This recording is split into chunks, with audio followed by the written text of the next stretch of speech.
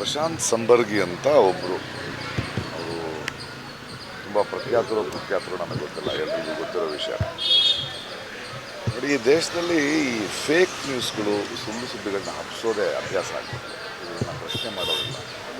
ಕಾಯ್ದೆ ಇದೆಯಾ ಅಲ್ವಾ ಅಂತ ಜನಸಾಮಾನ್ಯರಿಗೆ ಗೊತ್ತಿಲ್ಲ. ಈ ವ್ಯಕ್ತಿ ಇವತ್ತು ಕುಂಭಮೇಳ ಅಂತ ಒಂದು ಪುಣ್ಯಸ್ಥಾನ ದೇಶದಲ್ಲಿ ನಡೀತಾ ಇದೆ. ಎಲ್ಲ ಹಿಂದೂ ಧರ್ಮದವರ ಮತ್ತು ದೇವರನ್ನು ನಂಬೋವರಿಗೆ ಅದು ಬಹಳ ಪುಣ್ಯವಾದ ಒಂದು ಸ್ಥಳ. ಅಂಥ ಒಂದು ಪುಣ್ಯದ ಒಂದು ಸ್ನಾನ, ಒಂದು ಹಬ್ಬ ನಡೀಬೇಕಾದ್ರೆ ಅದರಲ್ಲಿ ರಾಜಕಾರಣ ಅಂದರೆ ಮೊದಲಿನ ಪ್ರಕಾರ ಹಿಂದೂ ವಿರೋಧಿ ಅಂತ ಇವರು ಸುಳ್ಳು ಸುದ್ದಿ ಹಬ್ಬಿಸ್ಕೊಂಡೇ ಬಂದು ಅಲ್ಲಿ ಮಿಂದೆದ್ರು ಅಂತ ಒಂದು ಅಂದರೆ ಒಂದು ಫೇಕ್ ಫೋಟೋ ಹಾಕಿ ನಮ್ಮಲ್ಲಿ ಇನ್ನಷ್ಟು ಜನರು ಹಾಕಿದ್ದಾರೆ. ಆಕೇನು ಹೇಳ್ತಾರೆ, ಇವನು ಮಿಂದೆದ್ದು ಬಂದ, ಇವನಿಗೇನು ಅಂದರೆ ಒಂದು ದ್ವೇಷವನ್ನು ಹರಡುವ ಇದನ್ನು ಪ್ರಶ್ನೆ ಮಾಡಬೇಕಲ್ವ ಯಾರಾದರೂ.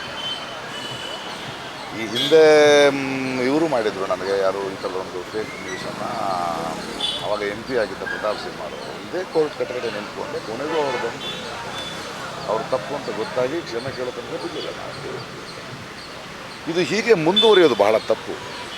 ಯಾಕೆಂದರೆ ಅಂದರೆ ಇವರು ನಿಜವಾದ ಧರ್ಮದ ಅವರಲ್ಲ. ಇವರು ಕಾಯ್ತಿರ್ತಾರೆ. ಈ ತಿರುಪತಿನ ಲಡ್ಡು ಇಶ್ಯೂ ಆಯ್ತಲ್ಲ, ಹಾಗೆ ಸುಮ್ಮನೆ ಹಬ್ಬಿಸ್ಬಿಡೋದು, ಕಲ್ತಿ ಆಗಿಬಿಟ್ಟಿದೆ ಅಂತ ದೊಡ್ಡದಾಗಿ ಮಾಡಿಬಿಡೋದು. ಜನ ಅವರ ನಂಬಿಕೆ ಅಷ್ಟು ಪ್ರೀತಿಯಿಂದ ಹೋಗ್ತಿರೋ ದೇವಸ್ಥಾನದ ಮೇಲೆ ಅವ್ರ ಮನಸ್ಸಿಗೆ ಆಘಾತ ಮಾಡಿ ಒಂದು ರಾಜಕೀಯವಾಗಿ ಏನೋ ತೊಗೊಂಡು ಆಮೇಲೆ ಏನಾಯಿತು ಗೊತ್ತಿಲ್ಲ, ಹಬ್ಬಿಸ್ಬಿಡೋದು ಅಷ್ಟೇ.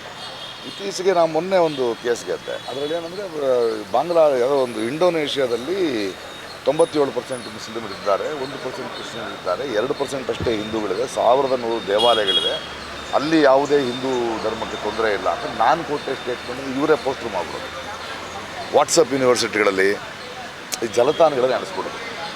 ಅದಾದಮೇಲೆ ಜನ ನೀನು ಹೆಂಗೆ ಹಿಂದೂ ವಿರೋಧಿ ಅಂತ.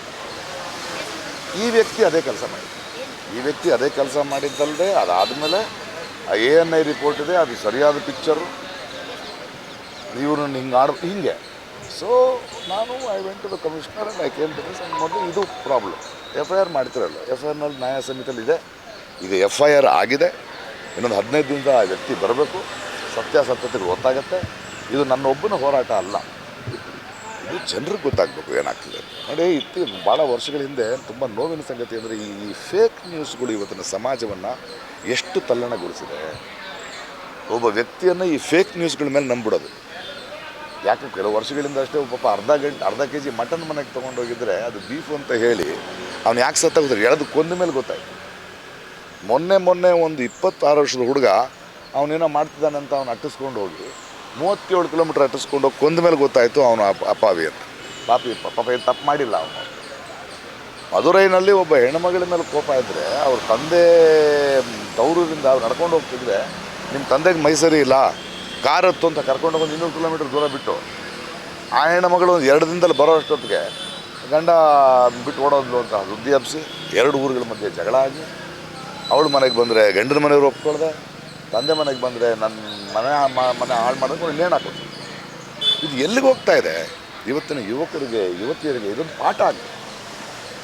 ಜನಸಾಮಾನ್ಯ ಈ ಥರದ ಫೇಕ್ ಸುದ್ದಿಗಳನ್ನು ಹಬ್ಬಿಸಿ ಜನರ ನಂಬಿಕೆಯನ್ನು ಉಪಯೋಗಿಸ್ಕೊಂಡು ರಾಜಕಾರಣ ಮಾಡ್ತಾ ಅವರು ಬೇಳೆ ಬೇಯಿಸ್ಕೊಳ್ಳೋರಿಗೆ ಕಾನೂನಿದೆ, ಅದನ್ನು ಪ್ರಶ್ನಿಸುವ ಒಬ್ಬ ಪ್ರಜೆ ಇದ್ದಾನೆ. ಇನ್ನು ನೀವು ತಪ್ಪಿಸ್ಕೊಳ್ಳೋಕ್ಕಾಗಲ್ಲ ಅನ್ನೋದನ್ನು ಪ್ರೂವ್ ಆಗಬೇಕು. ಆ ಕಾರಣಕ್ಕೆ ತುಂಬ ಸ್ಟ್ರಾಂಗ್ ಆದ ಕೇಸ್ ಹಾಕಿದ್ದಾರೆ. ಇದಕ್ಕೆ ಕಮಿಷನರು ಅದನ್ನು ಒಪ್ಕೊಂಡಿದ್ದಾರೆ. ಅದನ್ನು ಇಮಿಡಿಯೇಟಾಗಿ ಇವತ್ತು ನಾನು ಪೊಲೀಸ್ ಸ್ಟೇಷನ್ಗೆ ಬಂದು ಅದಕ್ಕೊಂದು ಫಾರ್ಮ್ಯಾಟ್ ಇತ್ತು, ಅವರನ್ನು ಕಳಿಸಿ ನಾನೇ ಬಂದು ಸೈನ್ ಮಾಡಬೇಕಿತ್ತು. ನಾನು ಹೈದರಾಬಾದಿಂದ ಬಂದು ಸೈನ್ ಮಾಡಿ ಈಗ ಫಸ್ಟ್ ಇನ್ಫಾರ್ಮೇಷನ್ ರಿಪೋರ್ಟ್, ಇದು ಮೊದಲನೇ ಕೇಸ್ ಇದ್ದರು. ಈ ವ್ಯಕ್ತಿಯ ಹಿಂದೆ ಕೂಡ ಸಾಕಷ್ಟು ಕೇಸು ನಡೀತಾ ಇದೆ. ಒಬ್ಬ ನಟಿ ಮಣಿಯನ್ನು ಅವಹೇಳನ ಮಾಡಿ ಒಂದು ಕೇಸ್ ನಡೀತಾ ಇದೆ. ಈ ಮನುಷ್ಯನ ನನಗಂತೂ ಈಗೆಲ್ಲರೂ ಒಳ್ಳೆ ಕೆಲಸ ಮಾಡ್ತಿದ್ರೆ ಅವನನ್ನು ಬಿಡಬೇಡಿ. ಅಂದರೆ ಇದೊಂದು ಪಾಠ ಆಗಬೇಕು, ಜನಸಾಮಾನ್ಯರಿಗೆ ಗೊತ್ತಾಗಬೇಕು.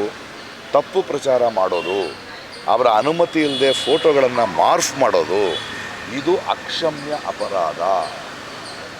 ಅವ್ರಿಗೇನು ರೀ, ಕೆಸರೆ ಬಿಸಾಕೋಕ್ಕೆ 2 ನಿಮಿಷ, ತೊಳ್ಕೊಳಕ್ಕೆ ನಮಗೆ 2 ದಿನ. ಆದರೆ ನನಗೆ ನ್ಯಾಯದ ಬಗ್ಗೆ, ನಿಜದ ಬಗ್ಗೆ ತುಂಬ ಗಂಭೀರವಾಗಿ ಯೋಚನೆ ಮಾಡ್ತಾ ಇದ್ದೀನಿ. ಇದು ನನ್ನ ಒಬ್ಬನ ವೈಯಕ್ತಿಕ ಕೋಪ ಅಲ್ಲ, ಇದು ಇನ್ನೊಬ್ಬರಿಗೆ ಆಗಬಾರ್ದು. ಇದನ್ನು ತಕ್ಕಂಥ ಪಾಠ ಆಗಬೇಕು. ಮತ್ತು ಜನರು ಕೂಡ ಈ ಥರದ ಸುಳ್ಳು ಸುದ್ದಿ ಹಬ್ಸೋರನ್ನ ಎದುರಿಸುವಂಥದ್ದು ಪರಿಸ್ಥಿತಿ ಎದುರಾಗಬೇಕು. ಕುಂಭಮೇಳದ ಬಗ್ಗೆ ತಮ್ಮ ಅಭಿಪ್ರಾಯ? ಪುಣ್ಯಸ್ನಾನ, ಎಲ್ಲರಿಗೂ ನಂಬಿಕೆ ಇರುತ್ತೆ. ತಪ್ಪೇನಿದೆ ಅದರಲ್ಲಿ? ಇವಾಗ ನನಗೆ ದೇವರಲ್ಲಿ ನಂಬಿಕೆ ಇಲ್ಲ, ನಾನು ದೇವರಿಲ್ಲದೆ ಬದುಕಬಲ್ಲೆ, ಇನ್ನೊಂದಷ್ಟು ವರ್ಷನೂ ಬದುಕ್ಬಿಡ್ತೀನಿ. ಆದರೆ ಮನುಷ್ಯರಿಲ್ಲದೆ ನನ್ನಿಂದ ಬದುಕೋಕ್ಕಾಗಲ್ಲ. ಹಾಗಂತ ಅವ್ರ ನಂಬಿಕೆಯನ್ನು ಪ್ರಶ್ನೆ ಮಾಡೋದು ನಾವೇನು? ಅವ್ರಿಗೆ ಅದರಲ್ಲೊಂದು ಸಂತೋಷ ಇದೆ, ಅದರೊಳಗೊಂದು ಇದಿದೆ ಅಂದರೆ ಹೋಗಲಿ.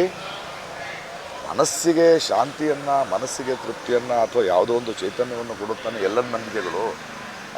ಅದನ್ನು ಉಪಯೋಗಿಸೋದಿದೆಯಲ್ಲ, ಅದನ್ನು ರಾಜಕಾರಣಕ್ಕೆ ಉಪಯೋಗಿಸೋದು, ದ್ವೇಷಕ್ಕೆ ಉಪಯೋಗಿಸೋದು, ಇನ್ನೊಬ್ಬನ ಇದ್ರ ವಿರುದ್ಧ ಅಂತ ಎತ್ತು ಕಟ್ಟೋದು, ಸುಳ್ಳು ಹೇಳಿ ವಾಟ್ಸಪ್ ಯೂನಿವರ್ಸಿಟಿ ಮೂಲಕ. ವಾಟ್ಸಪ್ನಲ್ಲಿ ಹಿಡಿಯೋಕ್ಕಾಗಲ್ಲ, ಈಗ ಡೈರೆಕ್ಟಾಗಿ ಸಿಕ್ಕಾಕ್ಬಿಡ್ತಾರೆ. ಅವರವ್ರ ಭಾವಕ್ಕೆ ಅವರವರ ಭಕ್ತಿಗೆ ಹೇಳ್ತಾ ಹೋಗಲಿ. ನನಗೆ ಯಾವುದೇ ನಂಬಿಕೆಯನ್ನು ಟೀಕೆ ಮಾಡಿದ್ರೆ ನನಗೆ ಅರ್ಥ ಇಲ್ಲ. ನನ್ನ ಮಗಳು, ನಾನು ನೋಡಿ, ನನ್ನ ಹೆಂಡತಿ ಇದ್ದಾಳೆ, ಆಕೆ ಹೋಮ ಮಾಡ್ತಾಳೆ, ದೇವಸ್ಥಾನಕ್ಕೆ ಹೋಗ್ತಾಳೆ, ನನಗೇನು ತೊಂದರೆ ಇಲ್ಲ. ಅದನ್ನು ಇವ್ರು ಅಂತಾರೆ. ಅಂದರೆ ಇವ್ರಿಗೆ ಅರ್ಥ ಆಗದೆ ಇರೋದು, ಅವರು ನಾನು ಸಾಮರಸ್ಯದಿಂದ ಈ ದೇಶದಲ್ಲಿ ಬದುಕ್ತಾ ಇದ್ದೀವಿ, ಅವ್ರ ನಂಬಿಕೆ ಅವ್ರದ್ದು, ನನ್ನ ನಂಬಿಕೆ ನಮಗೆ ಇದು ಅರ್ಥ ಆಗ್ತಾ ಇಲ್ಲ ಅಲ್ವಾ? ಯಾರ ನಂಬಿಕೆ ನಾವು ಕೊಡಿ, ಒಬ್ಬರ ನಂಬಿಕೆ ಸರಿ ಇಲ್ಲ ಅಂತೇಳಿ ನಿಮ್ಗೆ ಇದೊಂದು ನಂಬಿಕೆ ಕೊಡೋ ತಾಕತ್ತಿರ್ಬೋದು. ಅವ್ರಿಗೆ ಅದರಲ್ಲಿ ಸಂತೋಷ ಇದ್ದರೆ ನಾವ್ಯಾರು ಪ್ರಶ್ನೆ ಮಾಡೋಕ್ಕೆ? ಅದು ಮೂಢನಂಬಿಕೆ ಆದರೆ ಪ್ರಶ್ನೆ ಮಾಡಬೇಕು. ಅದನ್ನು ರಾಜಕಾರಣವಾಗಿ ಉಪಯೋಗಿಸಿದ್ರೆ ಪ್ರಶ್ನೆ ಮಾಡಲೇಬೇಕು. ಧರ್ಮದ ಬಿಟ್ಟು ನನಗೂ ದೇವ್ರಿಗೂ ಸಂಬಂಧನೇ ಇಲ್ಲರಿ. ನಾನು ಯಾರೋ ಕೇಳಿದ್ರು, ನನಗೆ ಟೈಮ್ ಇಲ್ಲ, ನನಗೆ ಮನುಷ್ಯರು ಮುಖ್ಯ. ನೋಡಿ, ಜೀವನದಲ್ಲಿ ನಿಮ್ಗೆ ಏನಾದರೂ ಕಷ್ಟ ಅಂತಾದರೆ, ನಿಮಗೆ ಪ್ರೀತಿ ಅಂತಂದರೆ ಇನ್ನೊಬ್ಬ ಸಹ ಮನುಷ್ಯನೇ ಬರಬೇಕು. ನನಗೆ ಅಷ್ಟರಲ್ಲೇ ಇದ್ದೀನಿ. ನನಗೆ ಬೇಕಾದ ನನ್ನ ನಾನು ಯಾವುದು ಪ್ರತಿಯೊಬ್ಬರು ಒಂದೊಂದು ಹೇಳ್ತಾನೆ, ಇದನ್ನ ಯಾಕೆ ಹೇಳಿಲ್ಲ, ಇದನ್ನ ಯಾಕೆ, ಅದೆಲ್ಲ ನಮ್ಮ ಕೆಲಸ. ತಪ್ಪು ನಡೀತಿದ್ರೆ ಕೇಳ್ತೀವಿ, ಏನು ನಡೀತಿದೆ ಅದನ್ನು ಕೇಳ್ತಾ ಇದ್ದೀವಿ. ಅಲ್ಲ, ಅದೇ ವಿಚಾರ ಸರ್. ಅಲ್ಲ, ಅದು ಅವ್ರು ಹೇಳ್ತಾರೆ. ನಾನು ಹೇಳ್ಬೇಕು, ಕ್ರಿಶ್ಚಿಯನ್ರು ಮಾಡಿದ್ರು ತಪ್ಪು, ಕ್ರಿಶ್ಚಿಯನ್ಗಿಂತ ದೊಡ್ಡ ಮಾಫಿಯಾ ಅಲ್ಲ ಅಂತ ನಾನೇ ಹೇಳಿದ್ದೀನಿ. ಮುಸಲ್ಮಾನರಲ್ಲಿ ಒಳ್ಳೆ ಮುಸಲ್ಮಾನರು ಇದ್ದಾರೆ, ಟೆರರಿಸ್ಟ್ಗಳಿದ್ದಾರೆ ಅಂತ ನಾನೇ ಹೇಳಿದ್ದೀನಿ.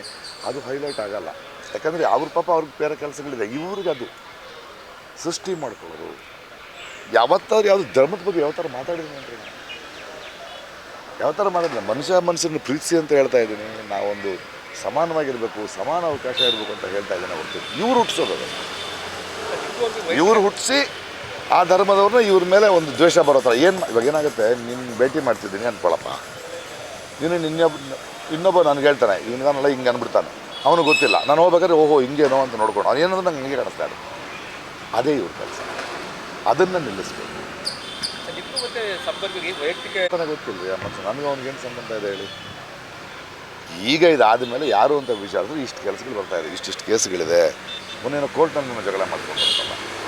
ಅಂದರೆ ಮಾಧ್ಯಮದವ್ರ ಮುಂದೆ, ಎಲ್ಲರ ಮುಂದೆ ಅವ್ರು, ಬಟ್ ಎಲ್ಲದಕ್ಕೂ ಒಂದು ಕಡಿವಾಣ ಬೀಳ್ಬೇಕಲ್ವೇ. ಜಿ ಕನ್ನಡ ನ್ಯೂಸ್ ಈಗ ನಿಮ್ಮ ಮನೆಯಲ್ಲೇ ನೋಡಿ. ಎಲ್ಲ ಕೇಬಲ್ಗಳಲ್ಲಿ ಈಗ ಲಭ್ಯ.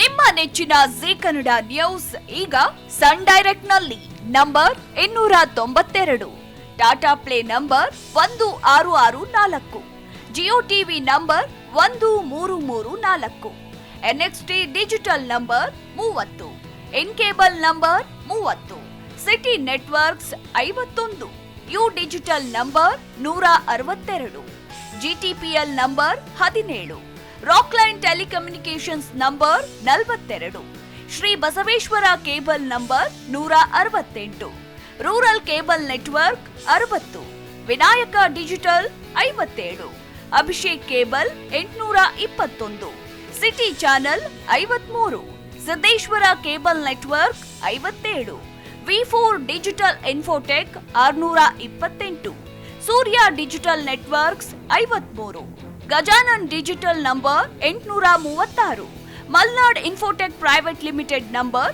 56, Metrocast number 830, Victory Digital number 167ರಲ್ಲಿ ನೋಡಿ ಆನಂದಿಸಿ.